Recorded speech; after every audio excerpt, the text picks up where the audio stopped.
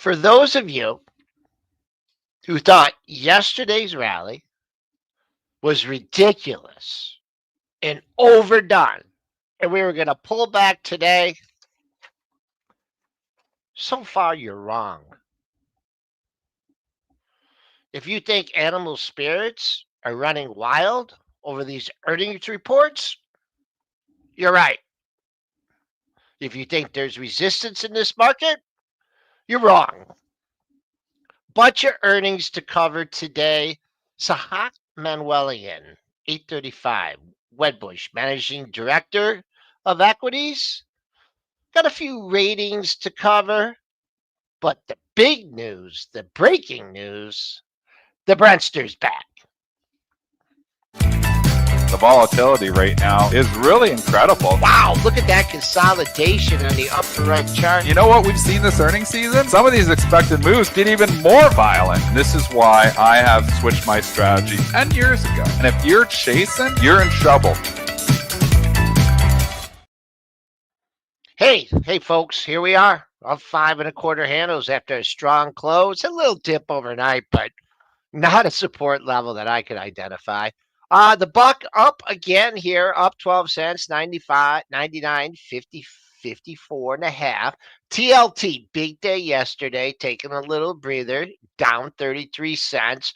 Crude steady, 67.46 on the USO. GLD, well, trying to recover from yesterday, still down 52 cents at 33.98. Silver, that's flat, 30 1/4. Bitcoin, mild pullback, down about $1,000 on the futures. Let's just call it 109,000. Triple D, how you doing today? I am not on stage. I thought I was on stage, and I'm not. What's going on? What is going on? Well, my buddy that I swim with at 6 in the morning Yeah. didn't show up today. No. Yeah. He stood you up after all these years? Well, yeah, texted me last night. Yeah, I'll be there. Oh. Yeah. Well, that's not good news. You better check in on him, make sure he's okay. I did. Yeah, he was said I just woke up. But Slept in. That's okay. Slept in. You never sleep in, Joel. You know why? Because money never sleeps. Pre-market prep never sleeps. We get out. We don't miss days. We're here. We're here. We're here. And you know what? This is an interesting day again. And I know you can look at the S&P. Wait, can I just wait? Can I do one sports thing? Go. Sports thing. Sports for 10 seconds only, Chad. Edmonton Oilers. Oilers! They're not there yet. We aren't going to cheer until they get to the finals. But do you know that? And I don't know if you know this statistic. I don't know how many playoff runs this goes back. Do you know that in their last 9 game 4s, they're 9-0? The Oilers? Yeah. Yeah, I know. Skinner has been a game 4 monster, so they've been doing good that way. They were really rough in the first period last night, and then they started to come on. And by the third, they were looking good. But they lost Zach Hyman last night to injury. So that's our only sports talk. Go Tigers, too. The Tigers are unbelievable. Oh, yeah. Both my teams doing pretty well here. So we'll keep that going. But don't worry, folks, because they all tune off. You see our listeners go, they just start dropping when we start talking sports. They're like anti-sports on this show. So we better move back to stocks here. And we are in this like speculative mania a little bit going on. We can see it with the small stuff, but it's also like anything that's got a bit of short interest and any company that says something okay that has a low bar. This is going to be low bar, high bar show. And I want to start with the low bar, which was Abercrombie and Fitch, ANF. The stock was not far from its 52-week low. All-time highs were way up at $196 the middle of last year. Stock down to $77, and, we're going into this like, the consumer could be a little bit, tentative, maybe not spending as much. So it was a low bar going in. The earnings, I'm going to give you the earnings, $1.59 versus $1.40, $1.1 billion versus $1.08 billion. Pretty good numbers. Then the guidance comes out. They lower 2025. Yeah, no, that's right. Lower 2025 guidance down to 950 from 1050. Analyst estimates are up at 1075. They lower Q2 guidance, 210 to 230. Analyst estimates are up at 253. Comp stores did grow by 4%, but when you add all that up, you think, okay, They beat, but they lowered kind of not significantly, but by a bit. So, okay, well, maybe we give them a pass because, the earnings were really good and, they're just being conservative with the guidance. This market not only gives them a pass, it buys the stock up 26%. That's a low bar. That's a market that is forgiving. That's a bull market right there, folks. Right there. This is just telling you everything you need to know about the market. The market just wants to say that it's going to be okay. You know what? It looks like it's going to be okay for Abercrombie and Fitch. Is still making a lot of money. The PE is still pretty low. But there you go. Boom. Stock back up 25%. Squeeze them, whatever you want to call it. That is an unbelievable move for a stock that lowered guidance. I don't know if I've ever seen a stock lower guidance and go up 26% before. I've been doing this 26 years. That is unbelievable. Wow. Wowzer. It's hard to give you technicals on this. I mean, if I put the 50% retracement in, 190 to 65, I mean, 120-point moves. I mean, that's well into triple digits. What I'm going to do, the best information I can give you is the pre-market high is a potential target on the day. The pre-market high stands at 102.62. So if you want it, if you want 105, 110, see how things materialize. That's the only number I have. The $100 psychological level, maybe. Oh, there is a level in here though. I'm going to give you two levels. Wow, bunch of tops. I'm going to call it 105. If you get through the pre-market high and then you get to 105, you have one, two, three, four, five highs in that area back in March. Where to buy this thing? I have absolutely no idea. No idea, no clue, no. Chasing on lowered guidance. I'm not buying it. I mean, it could continue to go, and that's the type of market that we're in. Gabe asking, how do you trade this? I think you You don't at don't. this point in time. I think it's telling, though. So this can be a sign to how to trade other things. And this is a sign of a bull market. This isn't a sign of a bear market, folks. And we're going to go to Macy's, and we're going to give you a similar story here. Macy's 16 cents versus 14 cents, 4.6 billion versus 4.5 billion. Lower guidance, not by a little, but by a lot.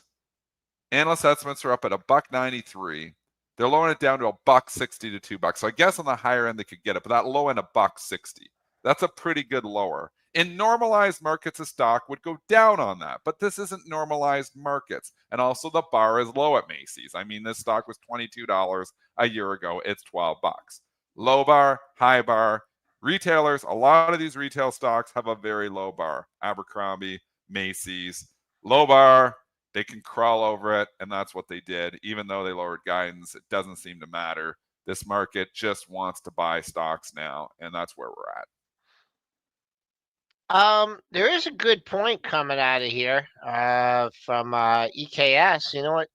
Don't look at the chat, but you know what the PE is on Abercrombie and Well, Fitch? no, I can tell you the PE just by doing the quick math, and I'm going to disagree here slightly because I'm looking at Yeah. 950 to 1050. So if I take the middle of that 10, the PE would be 9.7 here on the earnings they just gave. So if you look at that was the PE if they took the old earnings, but they lowered guidance. So you have to now take the new guidance earnings. So you're up to 10. Retailers range. They don't trade with PEs at 25. None of these things do. They've all been value traps forever. Most of them are like 10, 12, 13. So yeah, we could argue that Abercrombie and Fitch is pretty cheap, and it is. So EKS, I'm with you to a certain extent there, but I just don't know, man. I see a company lower guidance that goes up 26%. I think I just sit that one out.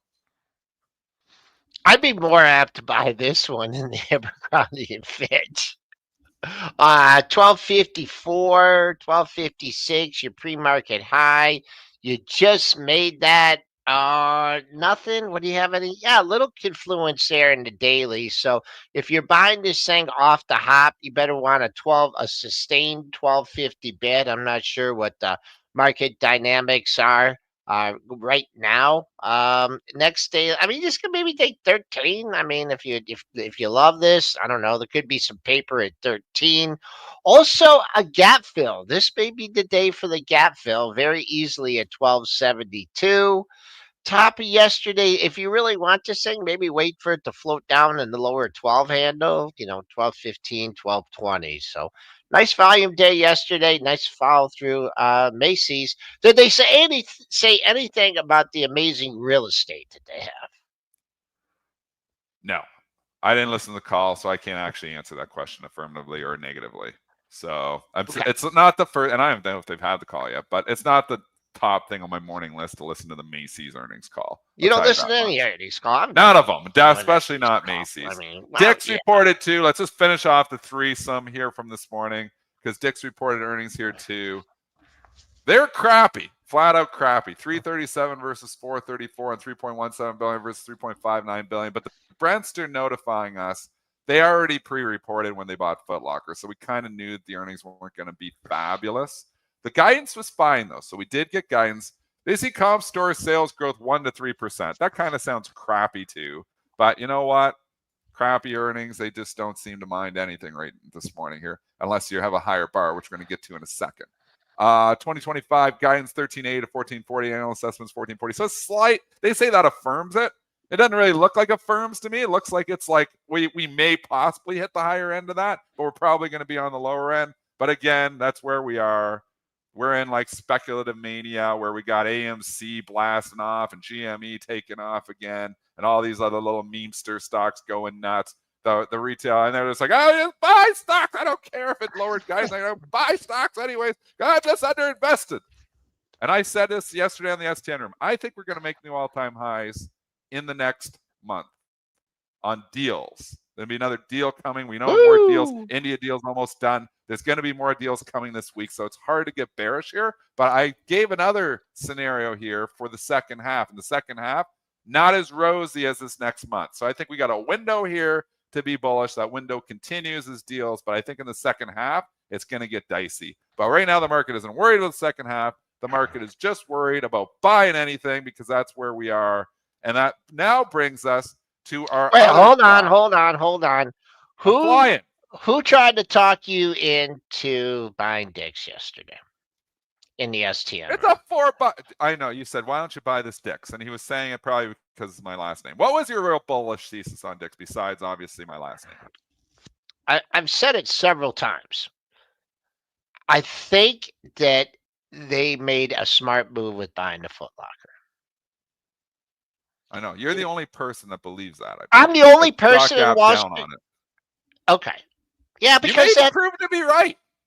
Yeah, well, here's the thing. I mean, I know a little bit about the markets. I know a little bit about sports. I know a little bit about life.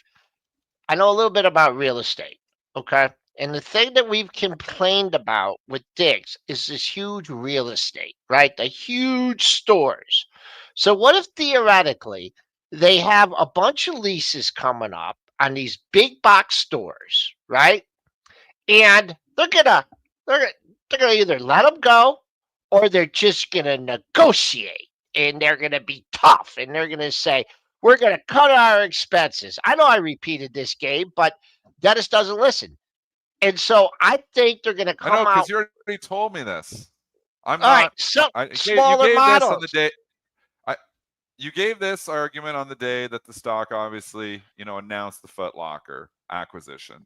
And I can get on board with, downsizing would probably be a good idea. I don't think they're doing that. I think they're looking at, just having, potentially, maybe turning these. But I also think they might just be trying to run them too with the co-branding. So I don't know. I didn't listen to Dick's conference call either. So I didn't know the whole plan for it. It's just not, so, okay, maybe Dick's rise a little bit down a little bit. This is just not the kind of name I'm looking to invest in whatsoever, especially the P of 14. When the other retailers are, I'd rather have Abercrombie at 9 times earnings than Dick's at 14 times earnings, and it's up 26% today. So you should have told me to buy Abercrombie and Fitch yesterday. Then I'd have been like, that was a good call, Joel. Yeah, then Dick's you would have yacked it out on the lower guidance. You would have sold let me see right here. Did it even trade down on the lower guidance? Where the hell did it close? It closed. Those algos saw lowered guidance, and they're like, buy, Mortimer, buy, get in there, buy. Crazy. Okay, let's go to let's go to the high bar, and we'll go to Octa. Yeah. Here's a report that Well, I mean, it doesn't look too bad. You've had a big rally. Tell me what they did wrong, Dennis. 86 versus 77. Sales 688 versus 680. Guidance 83, 84 versus 79. Bumped the sales up just a smidgen. The old potential risk related uncertain economic environment for the remainder of 26. They're going out. I mean, high bar, you had a big rally. I mean, and they weren't happy. And Octa trading a little bit below the expected move. You did get a bounce this morning up close to 114, but I Yeah. think I would just maybe PNW this one and like let the dust settle for a couple days and then, maybe try and buy the dip. This is classic low bar, high bar itis market. Stocks trading down, not too far from 52-week lows. They say anything, they rally hard. Stock has rallied $90. So Octa on April the 21st, which is 1 month ago, was $91. It's $125 now. So it's rallied 40% in basically a month. That is a high bar. That's where we're at. It's all about the bar now. Low bar, high bar, low bar. You have a high bar going into earnings, they seem to whack you. Now, with that being said, does the dip get bought on this? Our own Christian Fromhertz believes it does because he was out there last night and buying the dip on this. Our own Hunter in the STN room was out there buying the dip on this, so he believes it's going to bounce back too. I won't argue with that. I watched PANW already. I look for patterns in the market, and dips are getting bought. PANW took a day, but eventually got bought back. Does Octa get bought back? Probably. That's what we're in right now. Dips get bought in bull markets. That's where we're at, folks. We are still in a bull market here. I know the media won't say we're officially in a bull market. Dennis, you're wrong because CNBC says you don't get back to a bull market until you actually get to new highs again. By the time you get to new highs, you've already missed the bulk of the bull market. We're at 20% here since the bull market started back with the day that he kicked the can down the road, the 90 days. That date's going to come back in July. But, the market doesn't even give a crap about that day right now. It just gives a crap about making money.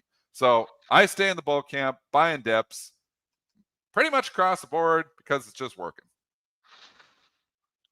Boy. You're off the pre-market low. We talked about the expected move being around 112.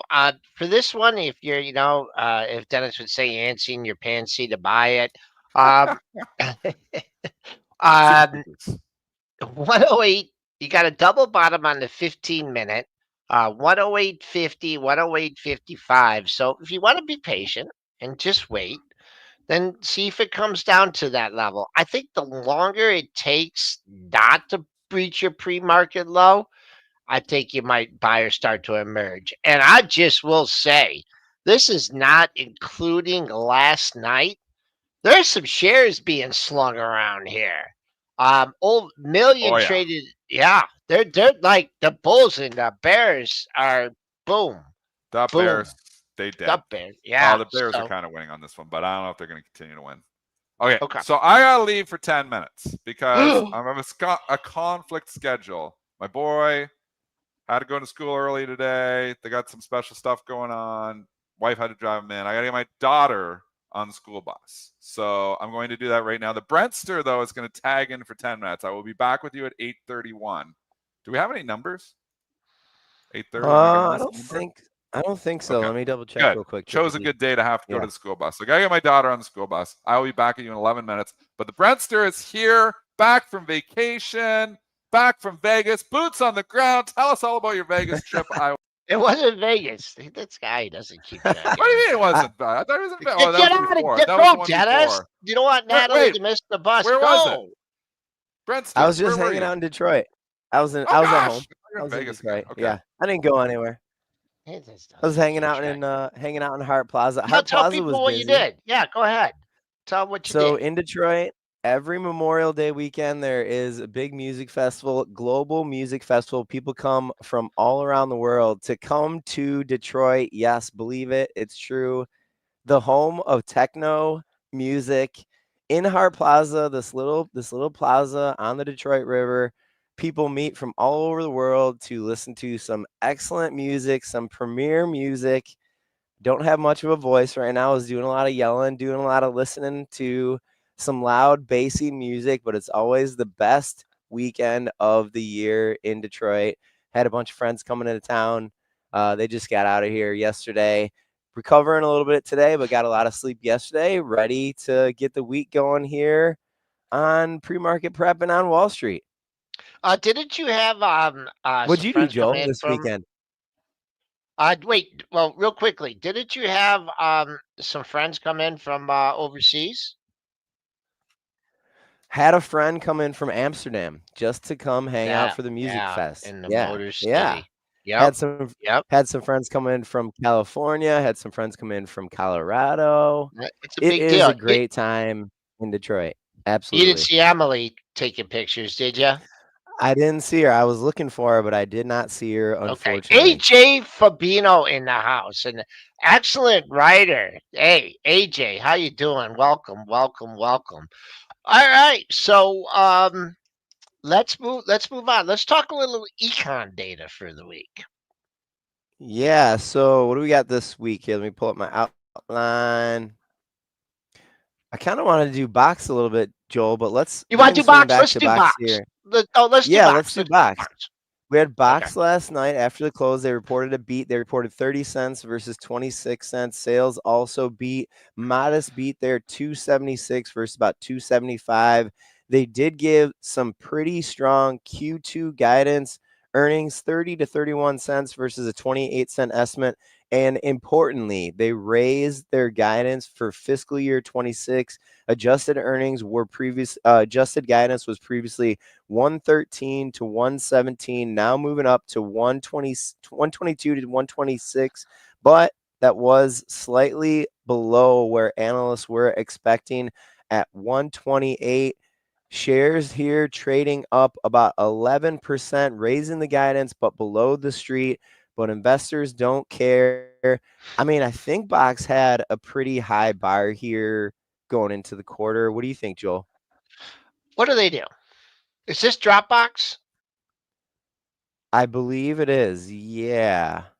Okay. Let So me this is let me like double okay. check. This is Uh, software. I don't know if it's I don't know if it's Dropbox. You Let know me check. what? This is kind of been kind of ignored. I mean, it's been around for a while. It's a tech stock. It's kind of it got COVID and pulled back and now making a new all time high. So I'm not going to argue with the price action.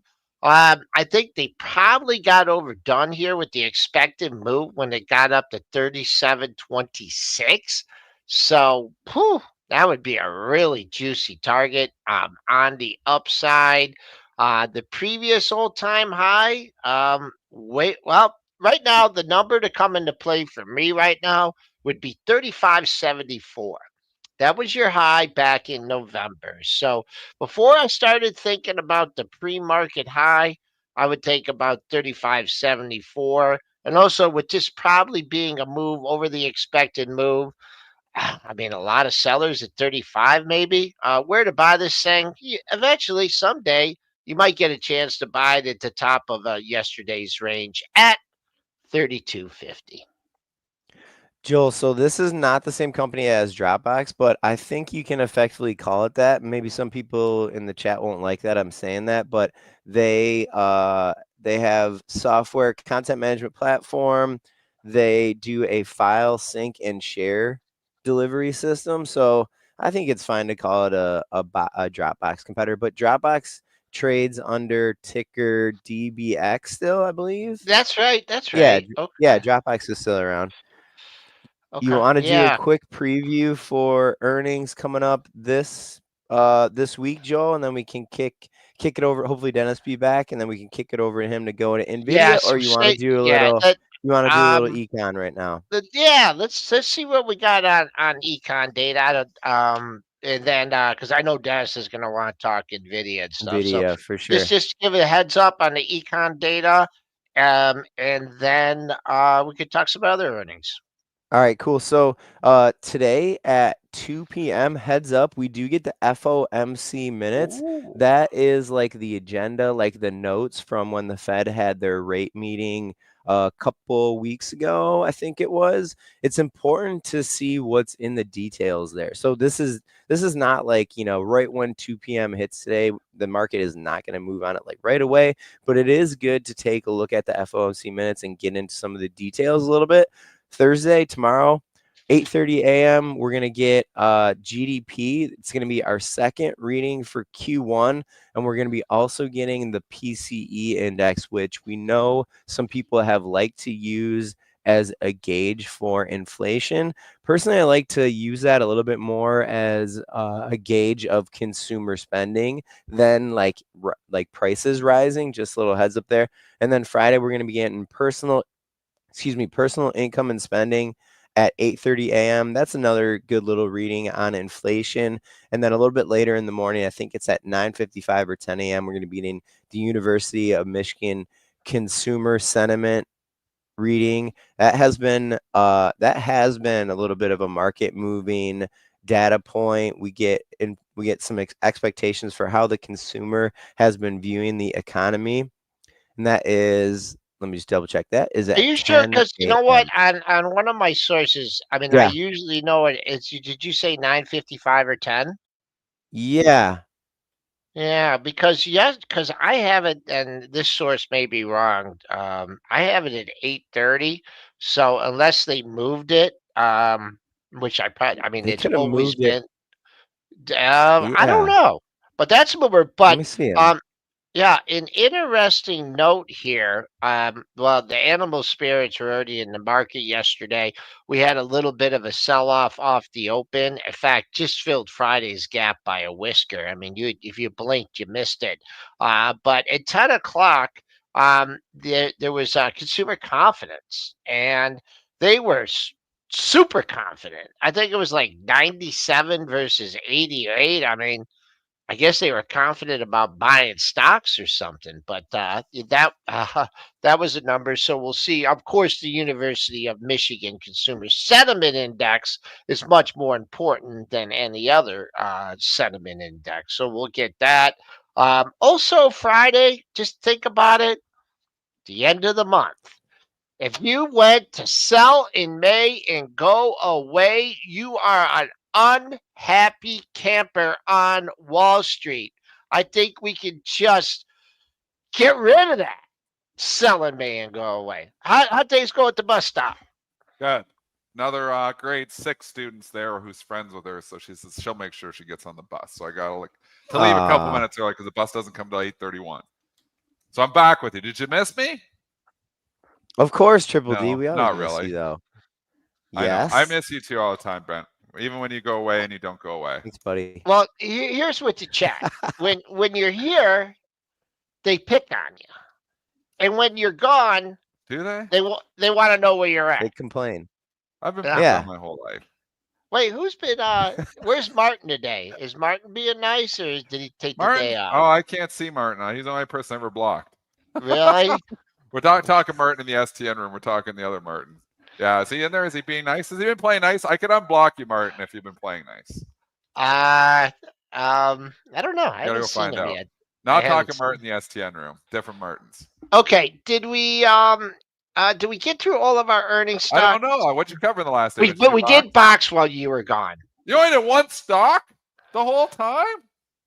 What are you guys having a strawberry? We did some earning. We did some guidance. Econ too. We did some econ too. Okay. We got through all. I think we got through all the earnings that reported, but we were saving the preview for you, Yeah. Triple D. We were saving Nvidia, Salesforce, AI, Oh, Elf yeah, I love Beauty, you. and then we Yes. get retail continuing tomorrow. We get Kohl's, we get Best Buy, we get Burlington Coats. Woo! All right. Well, let's just go straight to the big gun of them all then, because all that's going to matter going forward in tech is going to be Nvidia. And unfortunately for Nvidia, it has a high bar. Why do I say that? Well, it is up 54% in the last 6 weeks. That, my folks, in any regard is a high bar. So that's the one problem with ahead of the report. The good news is Nvidia has a history of getting over the high bar. The expected move, how we do that, we go to the closest strike, May 30th, add up the calls and the puts. 440 and 496, that math adds up to just under $10, say $9.50. That's kind of lighter than I thought. I know. I was thinking that too. Yeah, that's light. $9.50. Buy it, Dennis. Buy it. No, because you know what's going to happen. It's probably dips and then goes right down to the Sell expected it. move. The Octa, remember the Octa, the expected move? We said we had it down at 111, trades 110, trades right down to the expected move. That's where when they go down, they seem to go down to that area and then they just hold. It's hard to make money buying options. It really is, folks. It's a tough game. Selling options has always been the way to go. But we digress once again. What do you think on Nvidia? I mean, okay, so come What do you out. think? Yeah, expected moves $9.50. Does it tank the whole market? Do they get above the high bar? Do they say everything is okay and we make new all-time highs? I'm holding through it. I'm long. Been long and strong for a long time. Core position in the long-term portfolio. We gave her 3 picks in the STM room and this was one of mine. So the next 10 years, Nvidia still staying long. Just the expected move. It's always good numbers. Keep an eye on that. Once it gets the beyond the expected move, then the option guys are scrambling, and if it goes way above the expected move, they got to buy stock. If it goes way below, they got to sell stock. I will say I'm just gonna go 130. If this is it, we're setting up even a quick dip, even if it like spikes to 126, 127, and it maintains 130, that's my number. I just don't like the way it looks between 115 and 130. I mean, to me, that is absolutely no man's land. On the upside, if they try and take it out, you got a zone here. The recent high of the move has been 137.40, but there's been a lot of I'm gonna go lower than that. I'm gonna go 136. Ooh, that's where we're at right now. We're trading right here, right now. Trying to take out resistance today. 136.5 is a good level, and then your psychological 140 level. But You know what stock I'm watching off Nvidia though is SMCI, because SMCI is going to move off of it. SMCI, I was trading this yesterday, bought it on the close, as we obviously talked about in the STN room, sold it over here. But looking at this, I feel like SMCI could run into the Nvidia report. It just hasn't moved much. I feel like it could have a good day today. So I'm kind of bullish SMCI just for a day trade here today and the overnight trade too. Dell in itself has run so far. Still long Dell. It was obviously one of the stocks in my FADE acronym, which the FADE part worked awesome. The other stocks didn't work that great because we went into full bear market after we gave those acronyms. But, they've come back a long ways. AMD, I'm almost whole. Etsy, I'm almost whole. And Dell, I'm almost whole. But the original FADE trade has worked like a charm the entire year because it continues to move around. So SMCI, a kind of, it's interesting because it's got the lower bar a little bit in there too. Now, they're not saying anything. But if SMCI was to go down on Nvidia, I think I might be interested in buying that dip on SMCI. That SMCI, that had. Oh, why is it doing that? Boom! I don't want to do that. It had a nice gap fill. If you were patient and you were waiting here at 39.10, well, you got nothing done because this 2-day low was 39.11. Can't argue with that as long as it holds 39 here, and boom, 47.80 has been the recent high of the move. But if you just want to focus on the high close of the move, 46.15. Okay, it's Wednesday, folks. And you know what that means? Wednesday with Wedbush.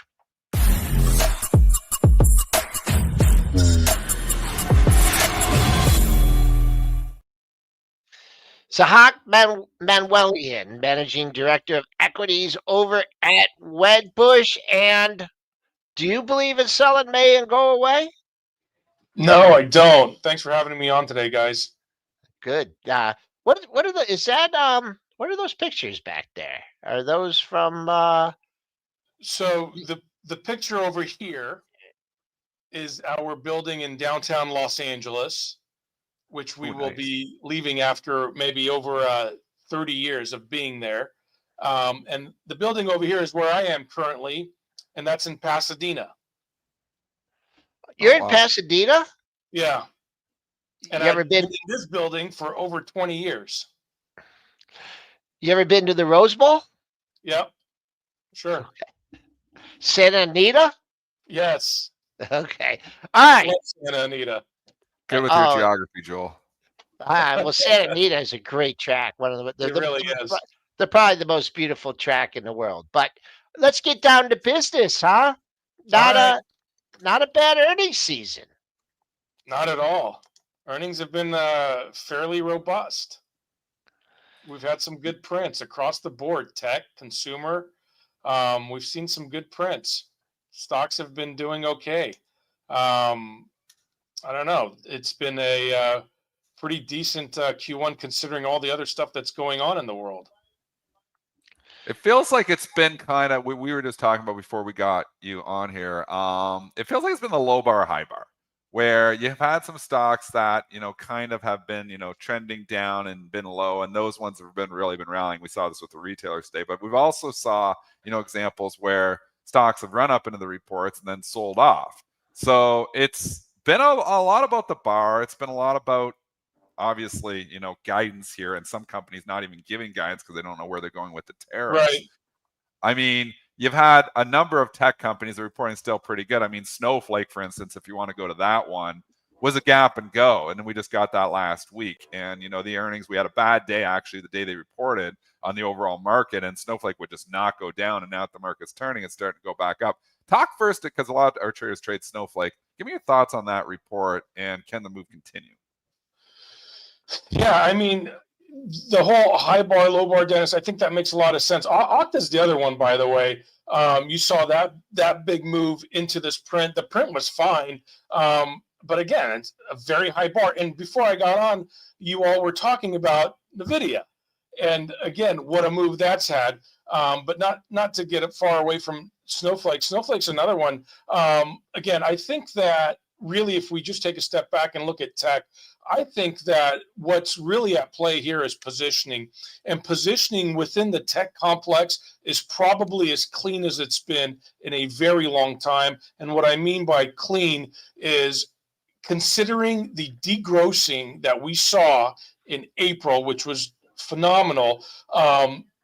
Nobody owns these things anymore. Of course, all the long only vanilla guys own everything and continue to, but a lot of the hedge funds that are, make cause for a lot of the volatility that we see day by day, a lot of these guys really degrossed in April and really took down positions, rebalanced portfolios, et cetera. And then, as understandably so, as there was so much happening in such a quick period of time with the tariffs, et cetera, and didn't really know where we're going to land on stuff. As things start to kind of play out and work themselves through, and as we have really by and large gotten through Q1 earnings, companies have been fairly resilient and been able to absorb a lot of this stuff. Certainly nothing as draconian as maybe thought going into Q1 earnings, or certainly in early April. And so, tech stocks are doing pretty well. Consumer discretionary, retail. Again, these stocks are doing pretty well. We saw that huge consumer confidence number yesterday, which really played to some of the retail names, and not to mention a lot of the hotel names playing higher on some of that better consumer confidence as well. So, tech's been pretty solid. Snowflake solid. Octa, I thought that was a solid print. And then again, Nvidia is going to be huge tonight after the close, and we'll see how that comes out. Well, let's just follow on Nvidia here, and that's up 52% in 6 weeks, so it definitely has the higher bar. Is there a case where Nvidia gets over that higher bar? I mean, they've really reported some blowout earnings in the past. Thoughts? Are they conservative with the guy? Like, what are your thoughts are going into this print?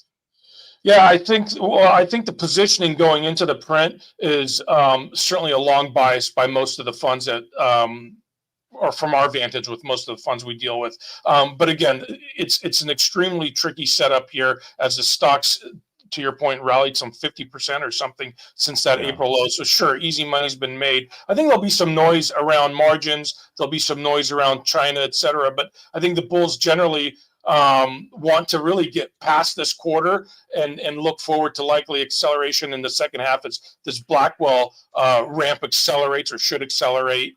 GB200 yields have improved, potential upside catalyst in the second half from AI rule changes, new China products, stabilization maybe around GMs will be helpful. So I think there's still upside here from Nvidia even after the move that we've seen.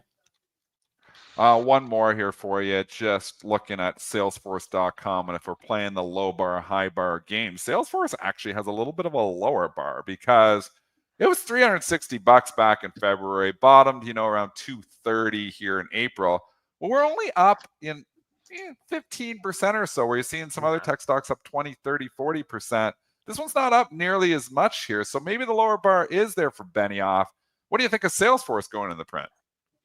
I think the lower bar plays into Benioff and his strategy here. We saw the M&A deal just announced. I guess it was yesterday. It was announced. So these guys now have an M&A, which had been rumored, et cetera, for quite some time. But it looks like they're going to have this INFA deal done. I think that works well for them. I think that this sets up pretty well going into the print. I like CRM long here. I think this is one of the I don't know, maybe more, if you will, cheaper or less expensive stocks going into the print versus some of the others in the software complex. An important part of the economy is the housing sector, and that has implications for a lot of different things, right? For construction, for your Home Depots, for your furniture places. Rates have been high, relatively high to where they're at. But put it all together. You got some earnings from Toll Brothers. Home sales are a little bit better. You always need like a catalyst. You always need something to pick up. And is the housing sector after an extended decline? Do you see a turn here, even with lower interest rates not on the horizon?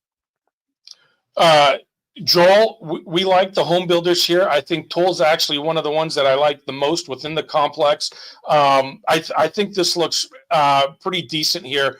Now, granted, rates are still expensive, have been very stubborn, but we'll see. But we've seen existing home sales doing better. New home sales have been hanging in there.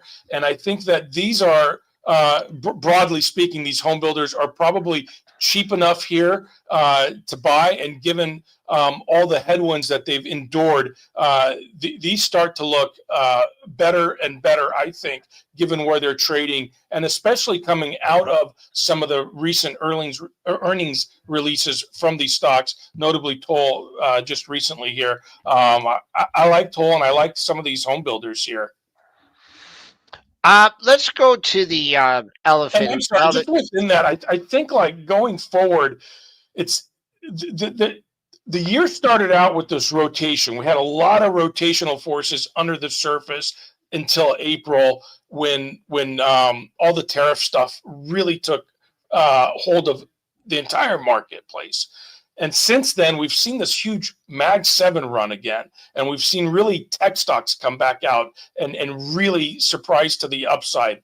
I think that if things settle a bit here, we go back to what we saw the first month and a half or 2 months of the year, where it was really rotational forces under the surface, moving away some of the winners from 23 and 24 and going and looking to put money to work in some of the laggards from the last 12 to 18 months. And within that, I think home builders fits in nicely. And then I also think some of the consumer staples, some of the defensives, dare I say healthcare, kind of starts. Yeah, I want to go to half of the year. I want to go to the healthcare here for a second. And I guess the elephant in the room, tariffs, the administration, not a favorable stance here. I don't know if you even want to comment on UNH or the health insurance sector. Things are not going to be changing overnight. But talk about healthcare. Talk about the XLV. I mean, is it time to? Are they going to join the party finally here, or are we just going to stick with the big guns?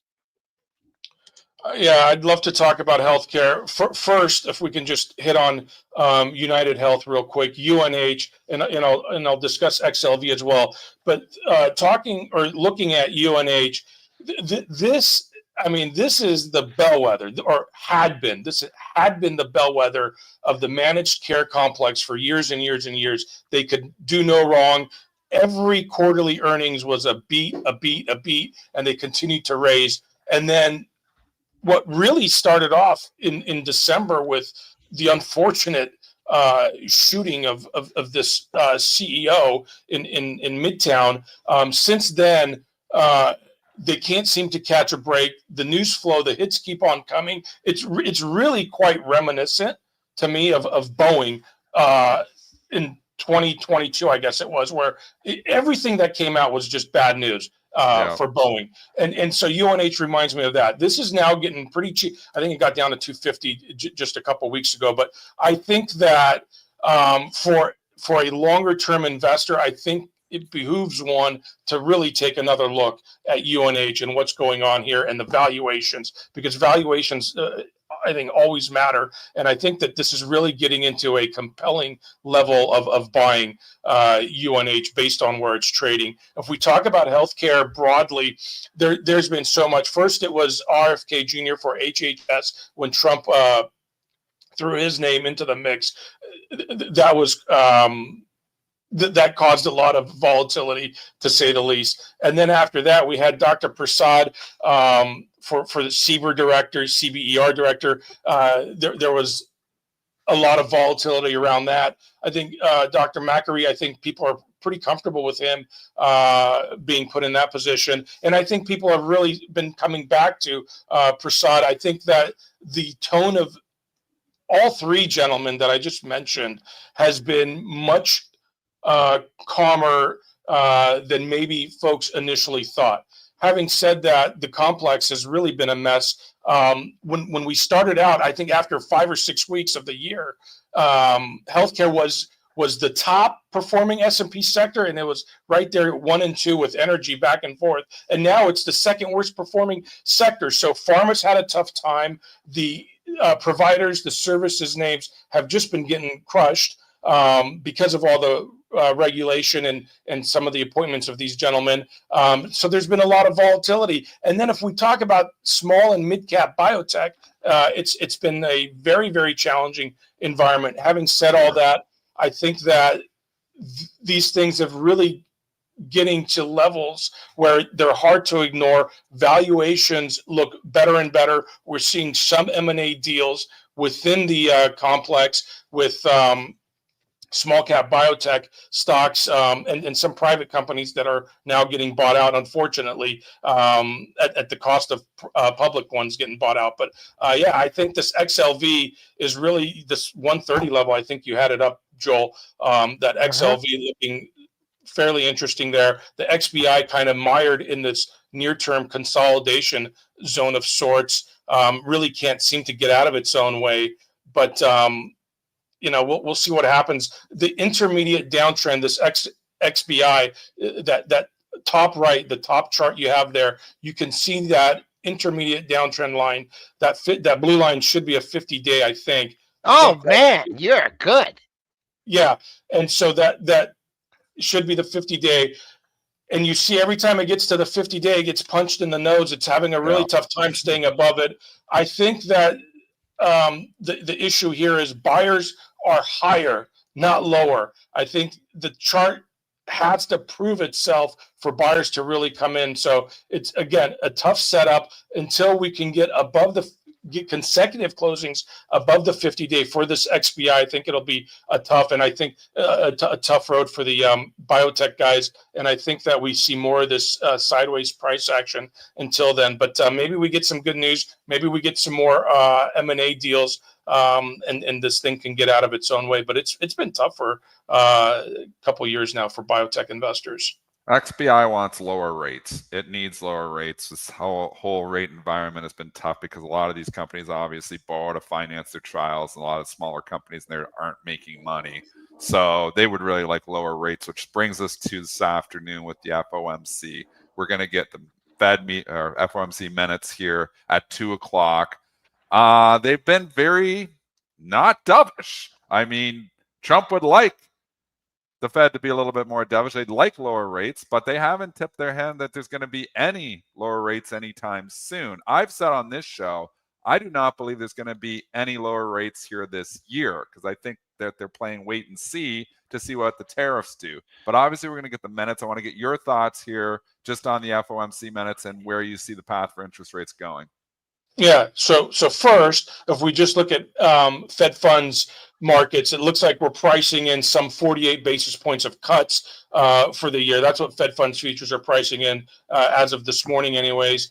And really, the first 25 basis point cut probably not coming until the September meeting. So having said that, I think that today the FOMC minutes, I think Jay Powell will be very close to the vest. I think he'll continue to say what he's been saying, and that again has not been dovish as of late. Having said that, I think that if you just look at 30-year yields, which I pay a lot of attention to, certainly the 30-year and the 10-year, but 30-year yields do not like 5%. We have a lot of trouble at 5%. We continue to have trouble there. I think that yields will continue to work themselves lower here. We saw a big move in treasuries yesterday off, again, almost another oversold condition. Thank you. There's the TLT.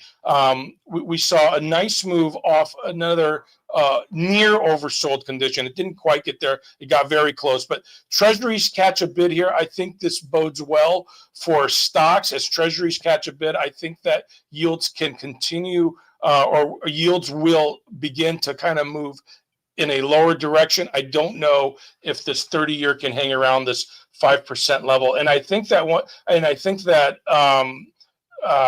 Jay Powell's arm will be forced to lower rates later this year. And I do think we get another 25 to 50 basis points of cuts this year. And hopefully that stimulates some of these small and mid caps, which have just been complete laggards for several years now. Okay, Sahak Manuelian, we all know him from Wedbush Securities. One other thing, Sahak, do you know anybody that swims for the Rose Bowl Masters swim team? No, I do not. I saw someone in a meet and they had the nicest looking sweatsuit. I think I'm going to buy one even though I'm not on their team. But anyways, geographics, markets, politics, we cover it all with Sahak. We'll get you on again soon. We really appreciate it. Thank you, gentlemen. My pleasure. Creeped up, Thanks made so a new much. high. Made a new high here, Dennis. And Yeah, we did. Where we're leaking. and then we came back a little bit. I don't see any reason for us to really leak here right now. When I'm looking, and obviously when you're trading the S&P futures, you're looking at the futures. I trade futures versus stocks. I see a lot of stocks stronger here today. I see Tesla trading up, Apple trading up, Microsoft trading up, Google trading up. So unless, we're going to see tech seriously roll over here with Nvidia up too, I don't know if this S&Ps, I think you're going to bounce here around flat. So we do see a few value names, but then you got retail blasting off here too. Yeah. I would say I got 200 stocks on my screen right now. I would say like 75% of them are green. So that makes it tough. I'm more inclined to be buying the dip here on SPY. Where are they selling? What are selling they it. selling? I Nothing. mean, Just selling the S&P a little bit. I don't see anything really weak. I don't. And you I see don't stocks like Abercrombie up that much. Your overseas markets are weak though, so that could be a count. Okay. EFA is very weak here today, having a tough day. I had a good day yesterday though, so you can clearly see there is some weakness, pockets of weakness here. Maybe that's profit taking with the EFA after a big move yesterday, but definitely seeing not that much weakness in U.S. stocks, and the S&P futures trying to go red here is surprising to me, to say the least. Analyst ratings. Well, the big one and big move of the day is probably a Vail Resorts. We're talking the ski hills over there with Tim Quast killing it. Last night they announced multiple headlines coming from the company. They announced new CEO, which is going to be chairperson Rob Katz, appointed new CEO. This morning you get JP Morgan upgrading Vail. Stock is trading up substantially on this new CEO, though. Here, so I just want to get your thoughts here. It's up 15 points. I mean, this is the thing, man. These moves are big. When stock decides to have a move, it's big. Like Abercrombie, 25%. Vail up 10% on a new CEO seems way overdone, but this is the market that just moves get way overdone sometimes. I mean, when you give it perspective, Vail has been a tough stock to be in for a while. It was $230 in 2024. Go farther out than that, it was $376 back in 2021. So it's been a tough place to be. So question is there a turnaround story here? What are the technicals telling us? Is this new CEO going to convince people to like go out in cold weather, bring skis, have to pack a bunch of clothes? Well, they've done that for years, though. As opposed to going somewhere with a swimsuit and a toothbrush and a change of underwear.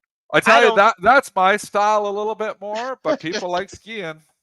All right. The only thing nice. I'm not gonna, I'm not gonna go on a rant, but don't get Starbucks on this, okay?